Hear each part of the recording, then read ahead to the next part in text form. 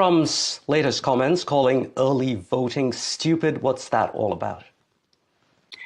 Well, look, the Trump campaign has a love-hate relationship with the concept of early voting, even in person or in mail. 39 states, however, have it, and many of them are battleground states. So the Trump campaign has settled on a message in which it says it has to participate in early voting. And so they are encouraging voters to vote early, despite suggesting at the same time the possibility that fraud could occur without evidence.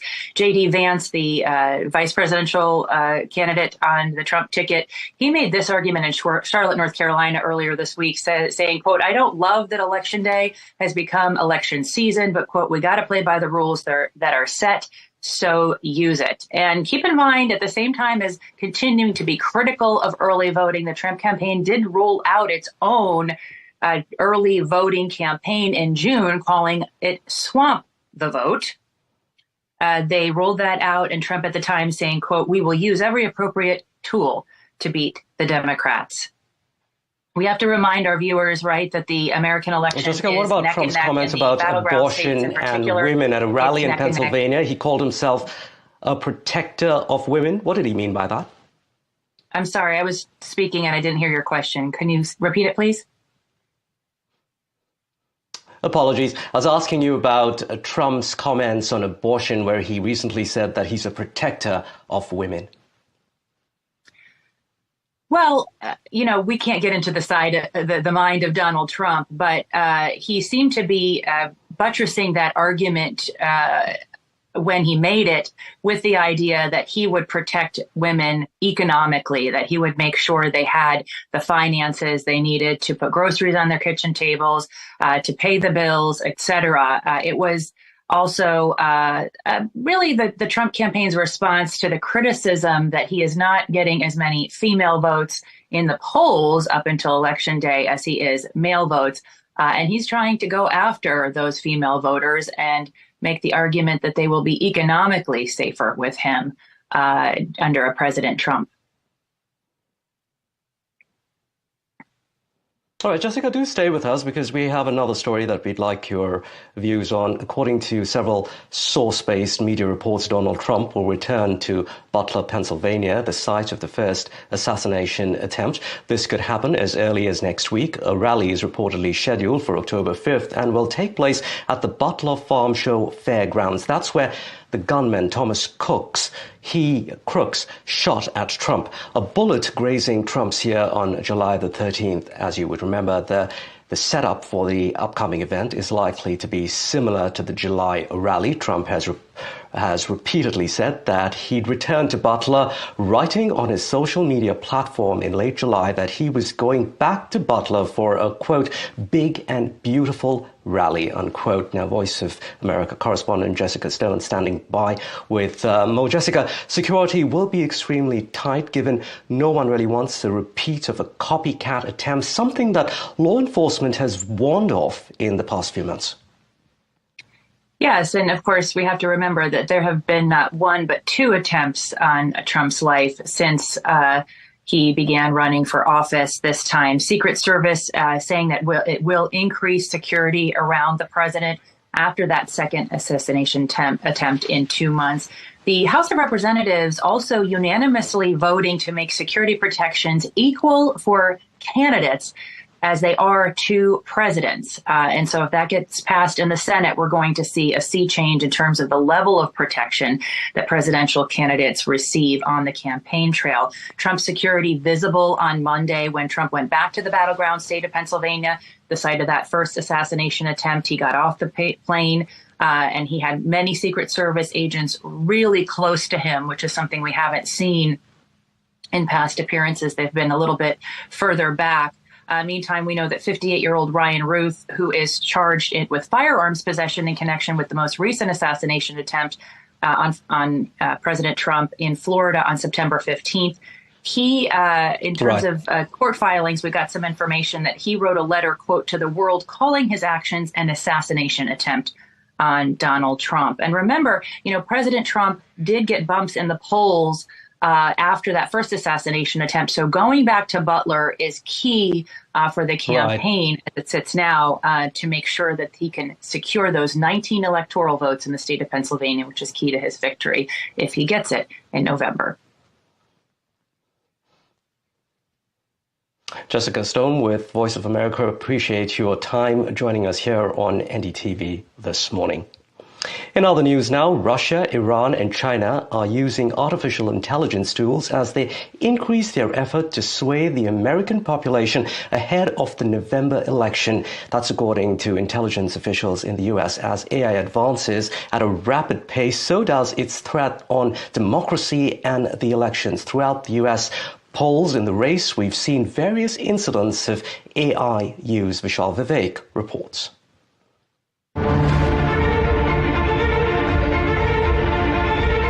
The scourge of election interference hangs over the upcoming US election. US intelligence officials have said in their latest report that Russia, Iran and China are using artificial intelligence tools in their effort to sway the American population ahead of the presidential election on November 5. The report says Russia has generated the most AI content related to the election and has done so across all four mediums: text, images, audio and video. The AI operation is consistent with Russia's broader efforts to boost Donald Trump's candidacy and denigrate Kamala Harris and the Democratic Party, including through conspirational narratives, the report added. Intelligence officials said Russia was behind a viral staged video in which an actress falsely claimed that Harris had injured her in a hit-and-run car accident. This video went on to garner millions of views. The report says that clips of Harris's speeches were also doctored. According to the intelligence report, Iran targeted US voters on polarizing issues such as the Israel-Gaza conflict. Earlier this month, the US Justice Department charged 2 Russian nationals and seized more than 30 website domains involved in what is alleged is a Russian government-linked influence campaign in an attempt to manipulate the 2024 presidential election. The report is hardly surprising, as past intelligence assessments had found that Moscow tried, through influence campaigns, to help Trump win in 2016 against Hillary Clinton and in 2020 against President Joe Biden. With Vishal Vivek, Bureau Report for NDTV World. Let's get you more on that now. We're joined by Glenn Cull. He is a national security and foreign policy expert and former CIA clandestine services officer. We are also joined by Alexis Ahmed. He is a cyber threat analyst. Thank you, gentlemen, for joining us here this morning. Glenn, let me come to you first. There are worries about Iran and China using AI to target the current US elections, but according to intelligence officials, Russia is the most prolific of the lot. How exactly do these Russian-backed entities use AI? For instance, manipulating Harris's speeches using simple editing tools along with AI. If you could give us a few more examples like that to really bring home the point, please. Well, that's an obvious example, and one that is used a lot, but is, I think, probably the less insidious and dangerous kind, as the example given a moment ago about the false reports of Kamala Harris being involved in a hit-and-run accident. Those things will continue. More insidious, though, is to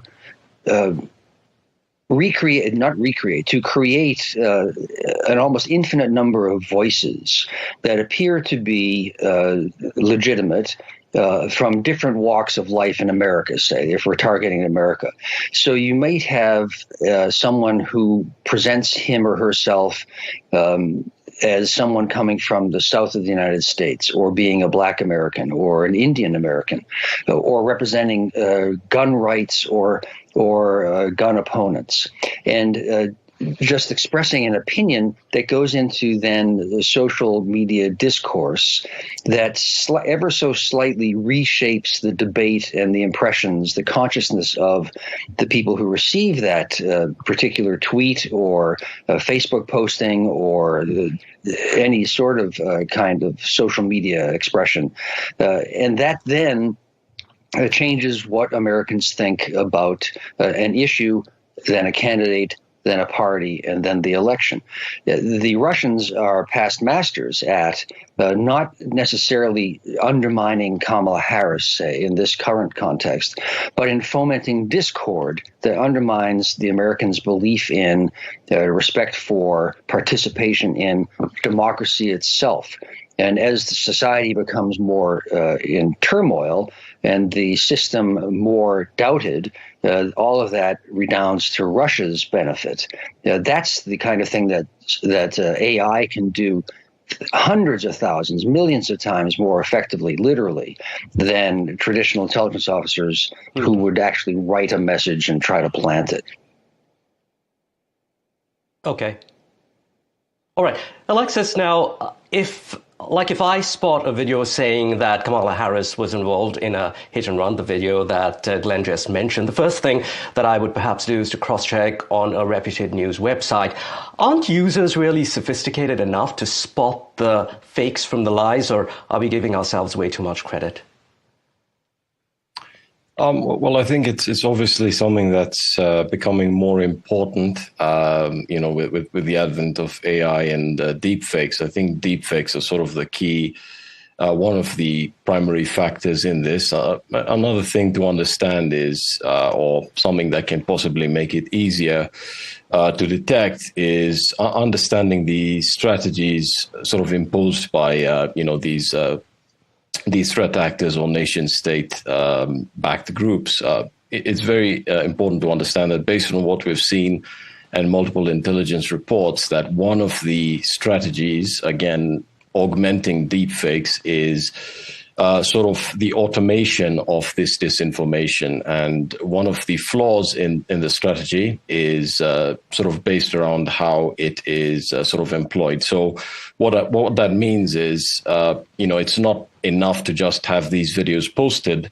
What they're also employing are, vast amounts of bots, social media bots, that of course also have, fake images or AI generated images. But that's sort of a very telling or a very important factor to consider. So I think to answer your question more directly, one of the things to look out for is these, rather random spurs of activity, or seeing certain trends pick up out of nowhere almost, and sort of verifying or analyzing whether there's similarities in the posts being made, the hashtags being used, so on and so forth. So again, if you don't see it from any reputable source and you're sort of seeing similar sorts of accounts with similar posting styles, that's a very good indication that something's not right. Glenn, just a month ago, OpenAI banned a bunch of ChatGPT accounts after they found that foreign groups were using ChatGPT to sow division amongst US voters. To think that here is a tool made by an American company now being used to turn Americans against each other, a tool that many of us also use, how is a simple app like ChatGPT used to spread this disinformation and lies?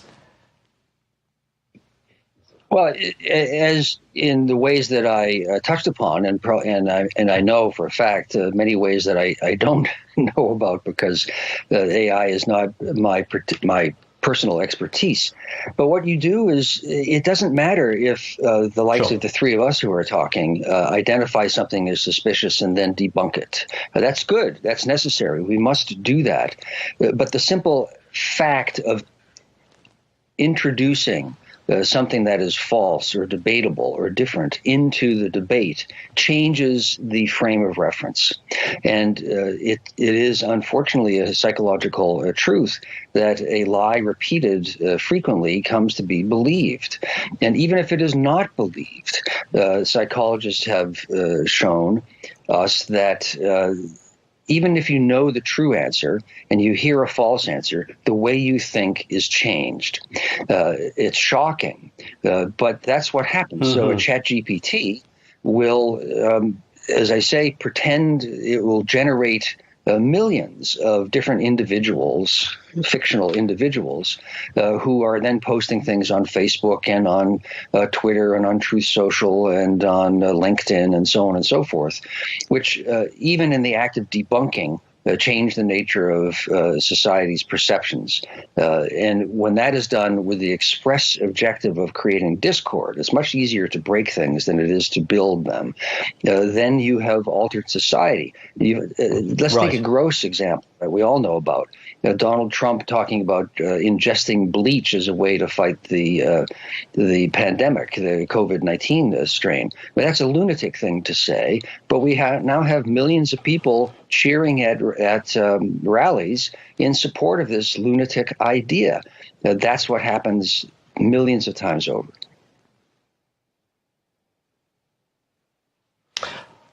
That's all we have time for here this morning. Thanks very much indeed. That's Glenn and Alexis joining us on NDTV to talk about the disinformation being sowed allegedly by Iran, China, and of course, Russia. In other news now, campaign officials are considering a visit by Democratic nominee Kamala Harris to the U.S.-Mexico border while she's in Arizona on Friday. This move aims to help her campaign narrow the gap with Donald Trump on immigration, a central issue in the 2024 election. Democrats are trying to shift the narrative after years of border crisis and GOP resistance to bipartisan border measures. The Harris campaign sees the visit as a chance to address criticisms about her not going to the border often enough.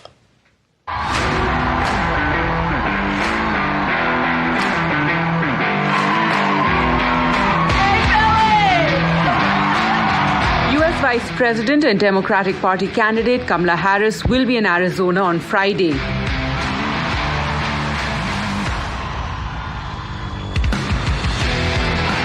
The Harris campaign wants to utilize this opportunity and organize a visit by Harris to the U.S.-Mexico border, according to a CNN report.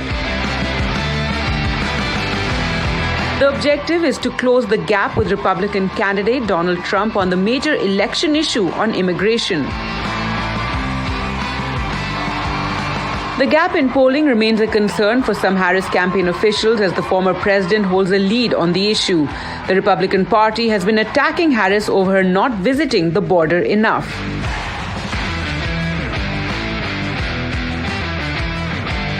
Harris's visit to Arizona comes at a time when border crossings are the lowest they've been in the last 4 years, according to reports. In a speech heavily focused on migration, Trump recently said that he will be the border president. When I return to the White House, I will launch a special task force of elite federal law enforcement and charge them with crushing and eliminating every foreign gang and organized crime network that is conquering our country. Meanwhile, the report says that the Harris campaign is looking to use the failed bipartisan border measure to cast Trump as someone who is not serious about the border issue. With Vishal Vivek, Gargi Rawat for NDTV World.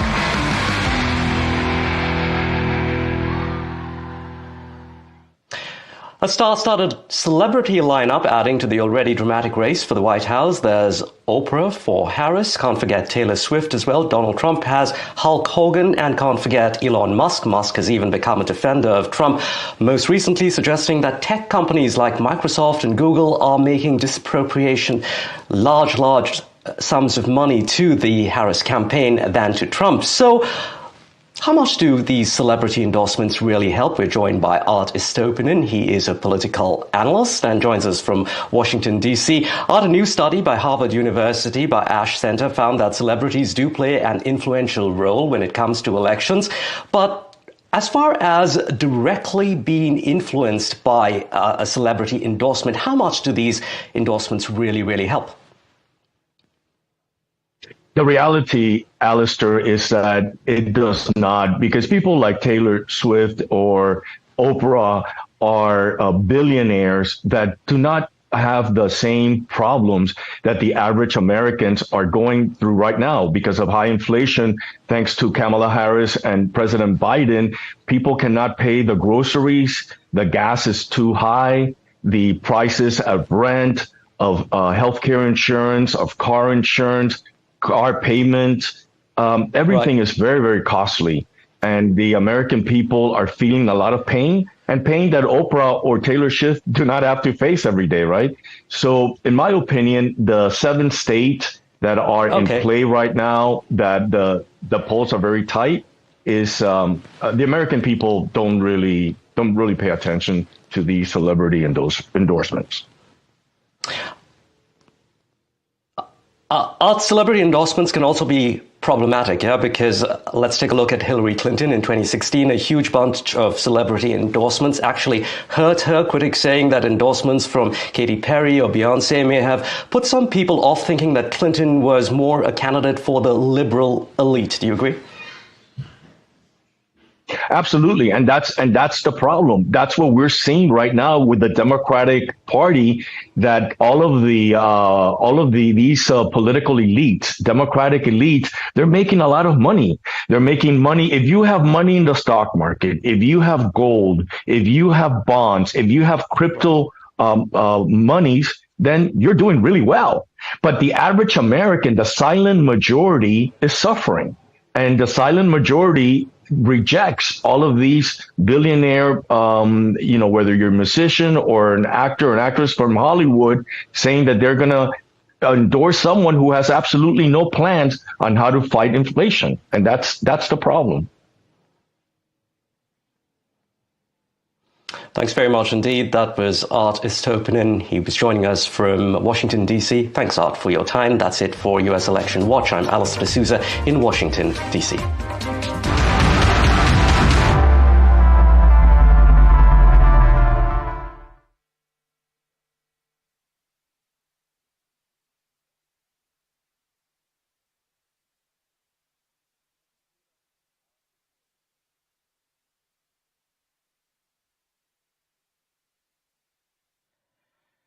Yeah.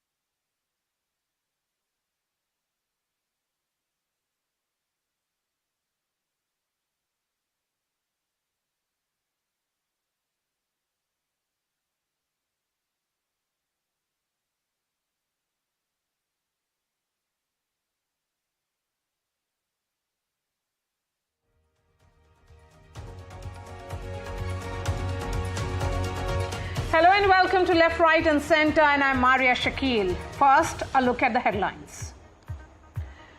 In Kerala, the Me Too impact actor turned MLA Mukesh, accused of rape, is arrested and later released on bail. The police released a lookout notice for actor Siddiq, whose anticipatory bail plea was rejected. The death of Akshay Shinde